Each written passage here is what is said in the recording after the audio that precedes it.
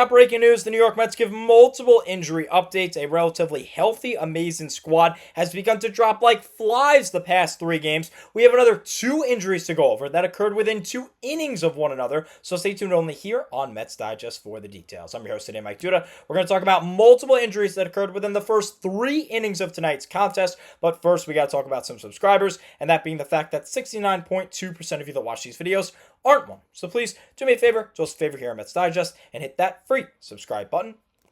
That way we can bring content to you about the amazing. So without further ado, let's go ahead and dive right in. Kicking it off with the more important player for the rest of tonight's game, and to be honest, statistically overall, and that is Brandon Nimmo. Anthony Taccomo of MLB.com, a Mets insider, confirms, saying that Nimmo was removed from tonight's game midway through the second inning. No word yet on the nature or severity of any injury. Now, the nature has been revealed. We do know what he injured. The severity is still not known at this moment. As let's turn it to another insider, Laura Albany's of Newsday, Mike Puma of the New York Post. Every insider that you can think of has confirmed, saying Nimmo was pulled from the game before the bottom of the second inning. He grounded into a double play in the first. So everything was normal. Top of the first, he was hitting third, grounded out into a double play. I did notice as I was watching the game, he ran a little bit gingerly. He was running slow, almost trotting to first base. And if you know anything about Brandon Nimmo, you know that is not him. He is someone that sprints to first base on a walk or a hit by a pitch.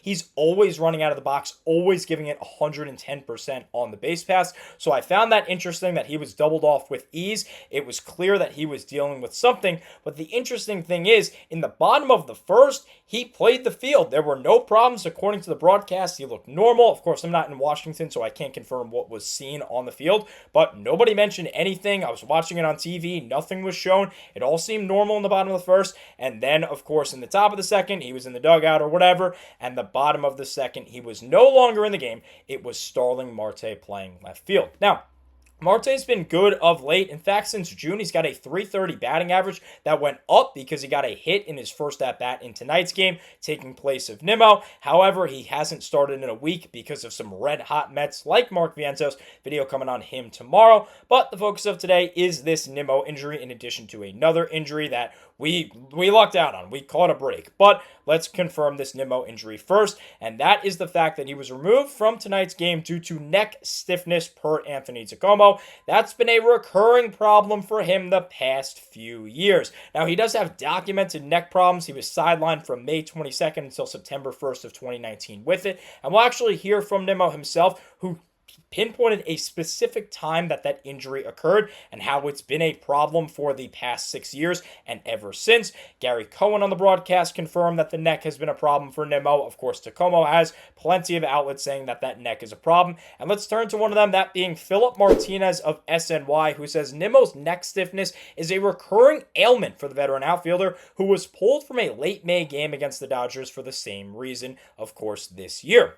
Now, this Nimmo quote that I was telling you about earlier, it's from 2019. We saw that on the transaction list when I ran into the wall. And we've been really good with the training staff and myself about keeping it under control and at bay. Sometimes with the travel and just everything, it pops its ugly head and it takes a few days to deal with. Now, I severely hope that is the case. I want Nimmo to be okay. Of course, he's a great guy overall. He's a solid baseball player, great guy when it comes to hustle, giving it his all. Good player off the field, good player on the field as well. And he has been hot of late. He has a 7-game hit streak going, 3 multi-hit games in that span. Got 5 RBIs as well. He's been good of late. Overall, he's had a pretty solid season, including 12 stolen bases. So let's just hope that he aggravated it from travel again. Keep in mind, the Mets have been traveling a good amount the past few days.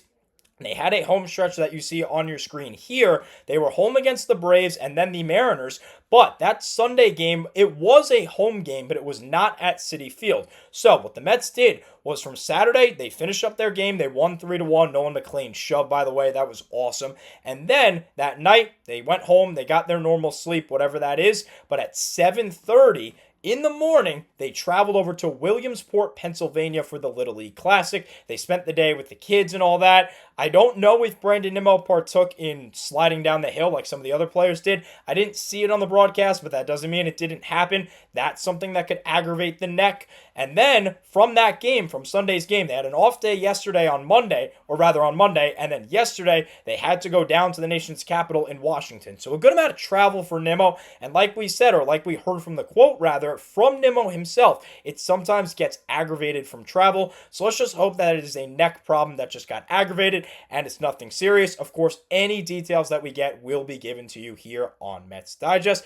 But with that, let's turn it over to the other injury, and again, we lucked out here in Luis Stearns. The Mets just had a heck of a scare as Luis Stearns, who was struck on the mitt in a play, ruled catcher's interference. Stearns was in pain but stayed in the game after a long meeting with trainer Joe Goella. The Mets can ill afford another catching injury with Francisco Alvarez out. Now, over the past couple of days, I've made 2 videos on the Alvarez injury front, one breaking the actual injury, and then, of course, this morning when we got news that it isn't very good. He'll be out for at least 3 weeks, the minimum. And why is that such a big problem? Well, it's because the Mets don't have any catchers. Now, additionally, for this Stearns injury, he was checked out by the trainers again in the top of the 4th inning, so hopefully he's okay. That's not even a definite if he's all right, and that's going to be a problem. Obviously, Francisco Alvarez out. 10-day injured list. You only have Kodai Senga and Luis Stearns left on this roster, and right now, there's really nobody suitable that's major league level. No offense to Kodai Senga. I know he was in our top 30 according to MLB Pipeline prospects, but he is not that great. He's okay defensively, does not have a good bat, doesn't hit well, and he's our best bet as a 3rd-string catcher. I don't even want to know who our 4th-string catcher is. I consider myself a diehard Met fan. I don't even know who our 4th-string catcher would be. I mean, maybe Kevin Parada, who's down in Double-A, but again, I've heard he's not doing that well. It's still a conversation of who would replace either Senga or Stearns if either were to get hurt. And of course, right after we heard the bad news about Alvarez, Stearns ended up getting injured. Catching is a tough position. You take a beating back there, so hopefully it's just another nature of that, and that he got injured because he's behind the plate, and that's nothing serious. But who knows? If we get any details, I will, of course, break it to you here on Mets Digest. Let's go over some good news because it has been a pretty poor day in terms of the news that we've received from the Mets. And, of course, the fact that they're losing 5-1 right now in the top of the 6th as I'm filming. Jose Siri, who's been rehabbing a broken bone in his left leg for most of the season, a center fielder that we acquired in the offseason, someone whose name you might have forgotten because he hasn't played since April, is finally close to a minor league rehab assignment. He's set to begin an assignment next week. So that is some good news, but of course we have some not so good news in Luis Stearns. Again, if he comes out of the game or anything like that happens, I'll let you know in a separate video. And of course the Brandon Nimmo injury. So go down there in the comment section, let me know what you think. Stearns is still in the game right now, so I think we dodged a bullet with that one. As for Nimmo, let me know. Do you think that this injury is serious, or is it just his neck acting up again? Give me your thoughts. Drop me your opinions. Give me your reasonings down below. Again, any updates that we get that come out on the Mets front, I will be giving you here on Mets Digest. But for now, that's all that I have in today's injury update video with a lot of breaking news. Thank you so much as always for watching, and let's go Mets.